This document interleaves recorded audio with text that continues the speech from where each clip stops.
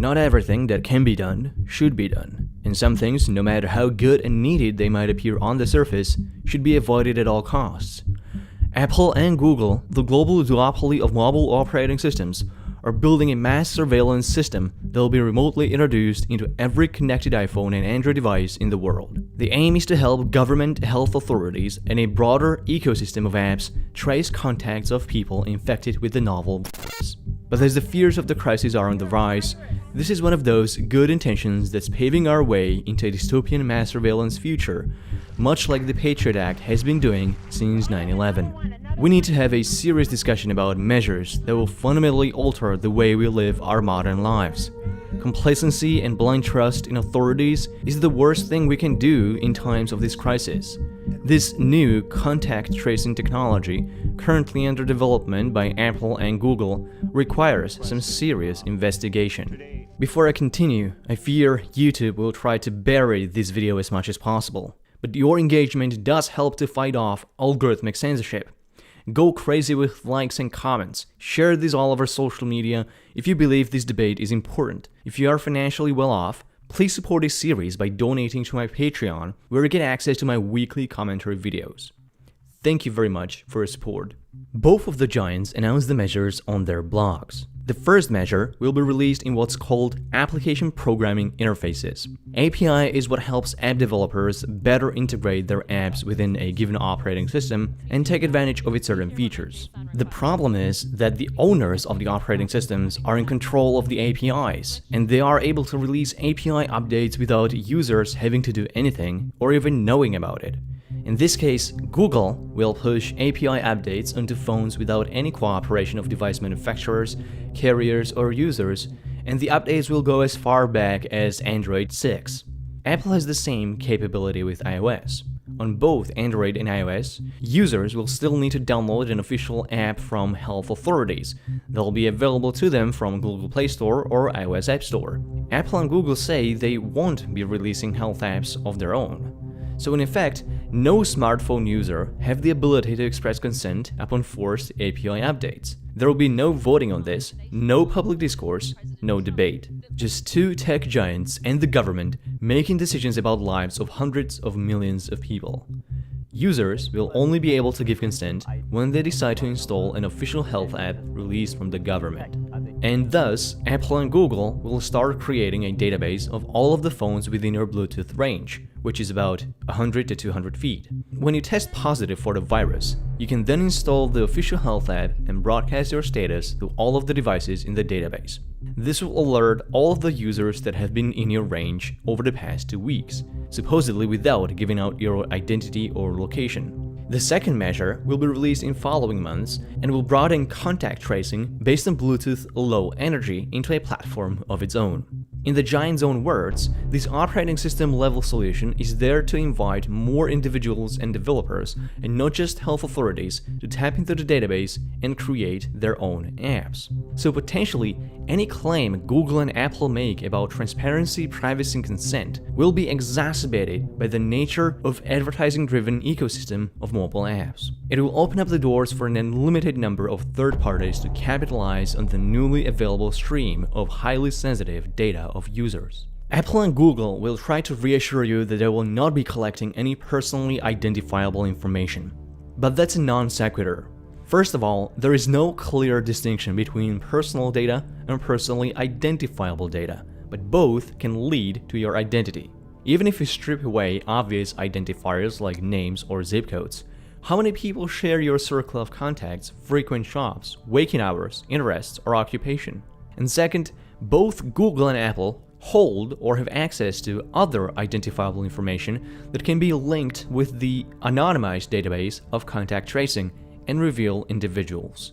They still know your device information, contacts, phone numbers, location, or unique phone IDs, all of which can be tied to your data from the contact tracing system.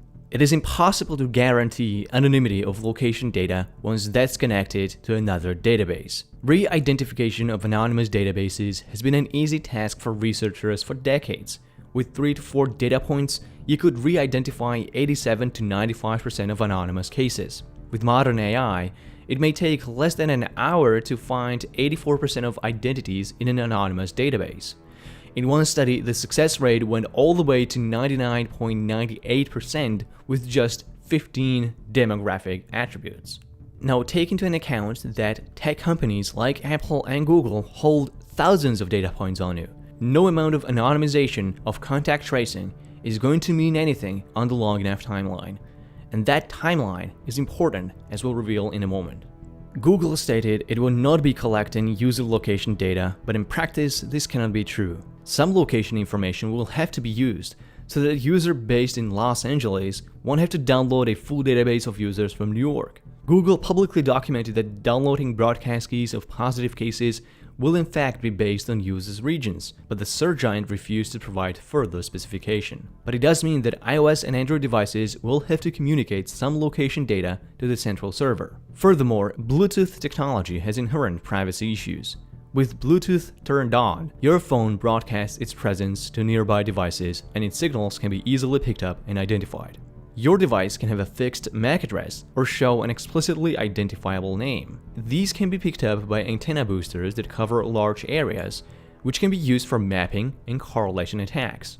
Malicious actors can thus de-anonymize targeted users of contact tracing apps or wreak havoc by spamming false alerts. What's worse is that this attack can be done passively by simply observing the central server to see if a targeted user reports a positive test. And now let's get to that important timeline. Much like with Patriot Act after 9/11, these contact tracing measures are also promised to be temporary and immediately discarded once the pandemic fades away. But near 2 decades later, Patriot Act hasn't expired. In fact, the government's surveillance powers has grown ever since, to the point where in the name of national security, the intelligence community is collecting private information on everybody by default, just in case it might come in handy in the future. What we can at least partially blame for this was a lack of clear goal. We never envisioned when it would be the end of counterterrorism. After taking out the mastermind behind it, the surveillance did not stop there, but expanded. What is the end goal of contact tracing during this pandemic? When do we determine it is no longer necessary? When we reach the tipping point? When we flatten the curve? When we no longer see a consequent spike in new cases? Should we keep these measures in place just in case second wave would arrive, as many predict? Why can we keep contact tracing in place for a potential future pandemic? And why not use it for other viral outbreaks? And why stop at health crises? Why not use contact tracing to fight organized crime? Or track drug dealers, their suppliers and buyers? What's to stop us from taking advantage of such precise and real-time surveillance to make public transport more convenient? Why not use contact tracing to detect and deter voter fraud, manage immigration? Are we really gonna trust the same government or corporations that have been abusing their power since the Patriot Act that they won't do it this time? We know that citywide shutdown in Wuhan ended in the first week of April, but the Chinese government is still surveilling its citizens. And in the case of Singapore, the government there was among the first to put blind trust in contact tracing, but decided to go for a full lockdown when tracking people proved insufficient. Google and Apple say that most of the data from contact tracing will be stored locally on people's phones for the duration of the crisis. But the concern is, what happens to that data once the pandemic is over? There is a precedent that the tech giants won't keep their word and will use the data for their next big project. In 2015, Google illegally acquired identifiable records of 1.6 million patients from a UK healthcare trust. Google's DeepMind then used real patient data to develop and test a new health app called Streams. Google then promised it wouldn't be connecting patient information from DeepMind Health with their Google accounts. But in 2018, Google moved the DeepMind subsidiary under its own wings and bridged the sensitive health data with Google services. What was the reasoning behind it? Google wanted the Streams app to scale globally. Should we expect Apple and Google to resist the temptation to scale the contact tracing tech globally when the opportunity arises? What's most tragically deceiving about contact tracing is that it is fundamentally inadequate. Any such system would still heavily rely on testing. Test kits for this disease have been imperfect to say the least, and oftentimes led to false positives or negatives. But even with completely accurate testing, the capacity is still going to be limited, and contact tracing would even further overwhelm the demand for tests. So in the end, constant Bluetooth-based mass surveillance would be of little to no help because of the bottleneck of standard testing. yet we are still expected to sacrifice so much of our freedom and privacy.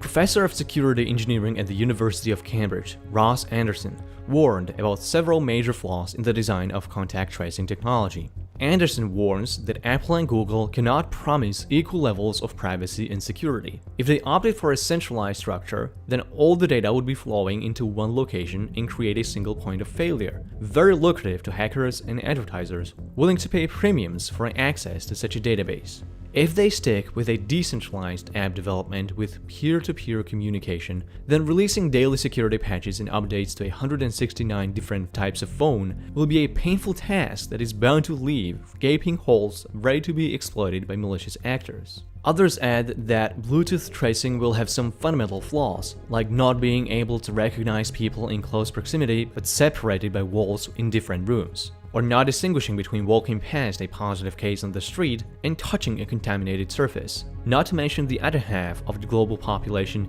that doesn't have access to smartphones or the internet. The Economist boldly criticizes Apple and Google and calls them out. If they really wanted to help, they'd use their engineering manpower to solve more urgent problems, like optimizing supply chains for medical equipment and not building a mass surveillance system. This video is not here to say the talented engineers at Google and Apple are bad people with malicious intentions. It points out to the dangerously luring corporate incentives, the invasive nature of digital advertising and data mining, and that we shouldn't blindly rally behind whatever the government authorities tell us is the best thing to do. We should be careful how much safety we are calling for, because one day we might wake up and realize we are living in a country-sized prison. I expect Google to heavily punish this video, so please, let's try to fight the algorithm with high engagement, like ratio, and of course, sharing. I have a Patreon page where you can access my weekly commentaries and support this series. Thank you very much for your support, and thank you for watching.